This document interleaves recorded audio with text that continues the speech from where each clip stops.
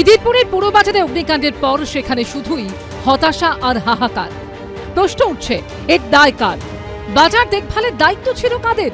দক্ষিণ 24 পরগনার জেলা শাসকের অর্ডারের নথির পাতা উল্টালে দেখা যাচ্ছে 2022 সালের 16 ফেব্রুয়ারি দক্ষিণ 24 পরগনা জেলা প্রশাসন থেকে অরফানগঞ্জ বাজার তুলে দেওয়া হয় কলকাতা পুরসভার হাতে।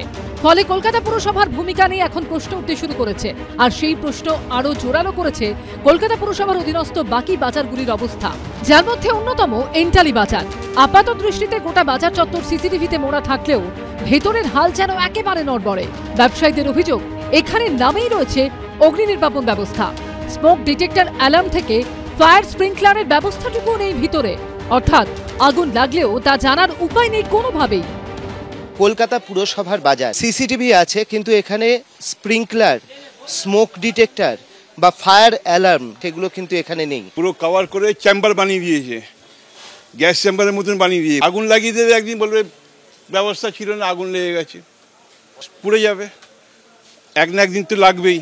এত বড় জায়গা আছে সেন্ট্রাল এরিয়াতে, পুড়িয়ে শেষ করে দেবে, তারপর মাল্টি স্টোর বিল্ডিং তৈরি হবে।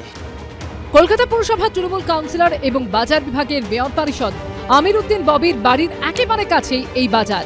বাজারের পাশেই রয়েছে কলকাতা পুরসভার অফিসও। কিন্তু ব্যবসায়ীদের প্রশ্ন, কোথায় নজরদারি? পরিষ্কার বোঝা যায় না, কারণ যা পরিস্থিতি তার মধ্যে যা তারের গল্প আছে, তো শর্ট সার্কিট হতে টাইম লাগবে। কত বছর আগে তার চেক করেছিল এটা তো আমাদের জানাই নেই। আমি তো যতদিন দিয়েছি একবারও দেখতে পাচ্ছি না কিছুতে। এন্টালির মতো একই হাল দেখা গেল গড়িয়াহাট বাজারেও। সেখানে আবার ফায়ার হুক থাকলেও দেখা মিলল না কোনো ফায়ার এক্সটিংগুইশারের।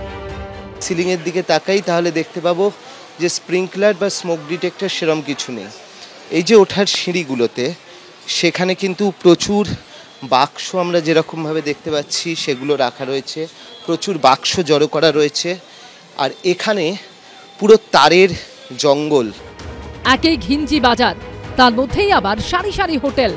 কার্যত বদ্ধ বাজারের মধ্যেই দেদার চলছে রান্না বান্না। মেনটেন্যান্সে কোনো পরিষেবা পাই না, উল্টো মেনটেন্যান্স দিচ্ছে। ওই তো দেখলেন তো, আপনি তো ছবি তুললেন, আছে ওখানে অগ্নি নির্মাণ মেশিন আছে, লাগানো আছে কি? উল্টোডাঙ্গা মিউনিসিপ্যাল মার্কেটের ছবিটা আবার অন্যরকম। সেখানে অগ্নি নির্বাপন ব্যবস্থা থাকলেও তা ব্যবহার করতে জানেন না কোনো ব্যবসায়ী। ফায়ার অ্যালার্ম রয়েছে? না না, এখানে ফায়ার অ্যালার্ম নেই। অটোমেটিক পাইপের সিস্টেম যেখান দিয়ে আগুন হলে বা ধোয়া হলে সেক্ষেত্রে জল পড়ে? না না না না, কিছু নেই। আপৎকালীন অবস্থায় কিভাবে কি ব্যবস্থা করতে হবে জানেন? না না, যাই নিশ্চিতভাবে বলতে পারছি নিশ্চিতভাবে কিছু নেই, নিশ্চিতভাবে কিছু নেই।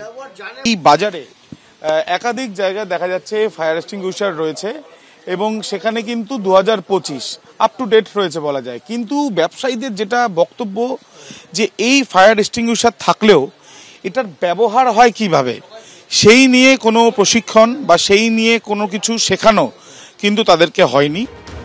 যদিও এসব অভিযোগ মানতে নারাজ প্রশাসন।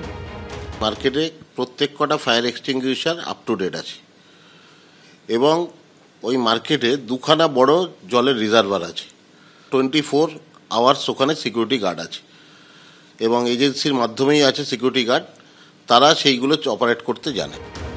যে প্রশ্ন থেকেই যাচ্ছে তা হলো, এমন ঘিঞ্জি এলাকায় কোনো অঘটন ঘটলে তার দায় কে নেবে? প্রাণহানি হলে তবেই কি টনক নড়বে প্রশাসনের? অর্ণব মুখোপাধ্যায় ও আবেদ দত্ত রিপোর্ট, এবিপি আনন্দ।